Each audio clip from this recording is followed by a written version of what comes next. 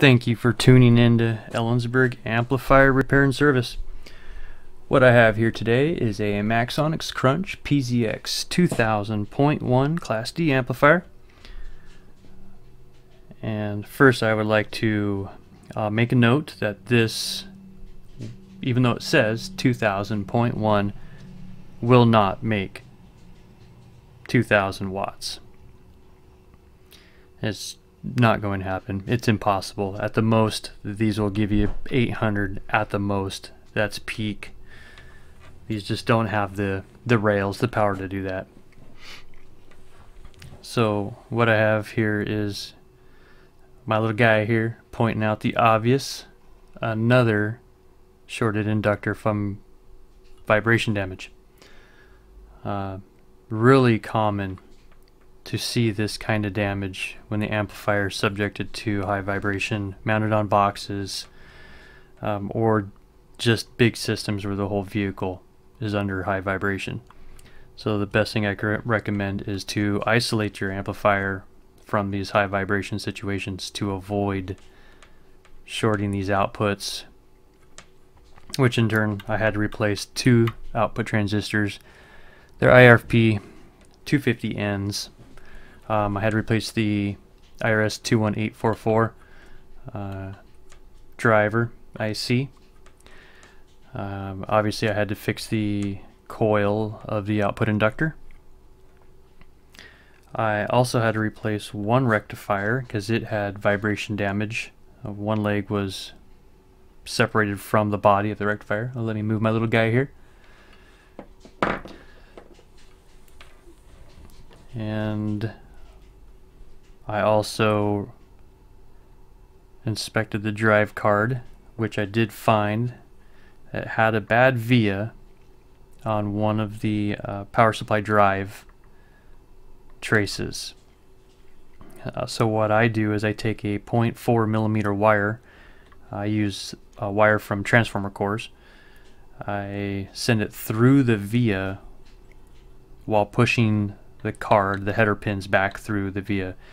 And then what I do is I wind that 0.4 millimeter wire onto the via, onto the pin, which you could see right here is wound around the pin of the header. Comes back through, and I solder it to the trace on the top side, which I will show you the power supply signals, the high and low side drive signals. Actually, the high side is a rail-to-rail drive. So here I'll power up the amplifier.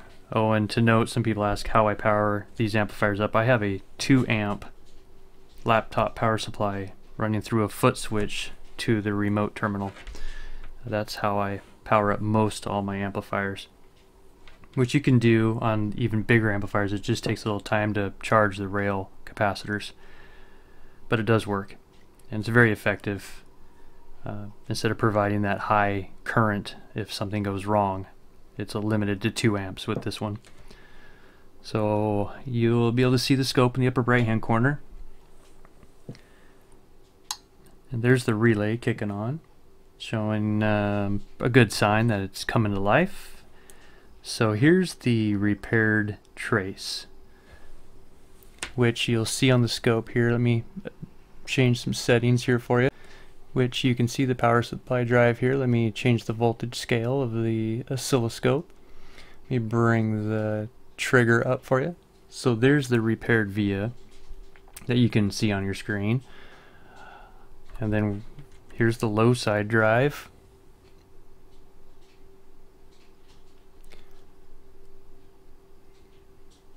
Of the Class D circuit.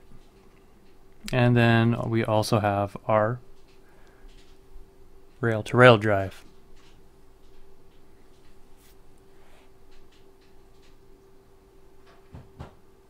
Again, about 54 volts max, about 100 volts peak to peak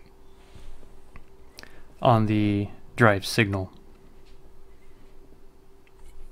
So again, just to recap, we did have an output inductor short, which damaged 2 output transistors, the IRFP 250Ns, the IRS 21448 Class D driver IC.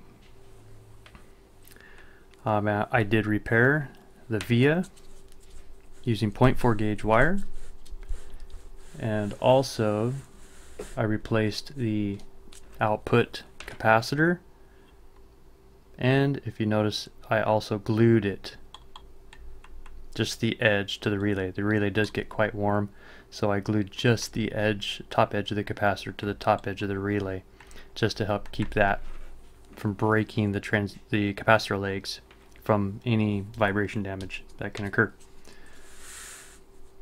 Otherwise, this amp is fully functional again and ready to go. I do thank you for watching. If you have any questions, please leave them in the comments. I'm always more than happy to help answer to the best of my abilities any questions that come up. And please like and subscribe if you enjoy repair content. I will try to release as much as possible, and I look forward to see you on the next one. Thank you.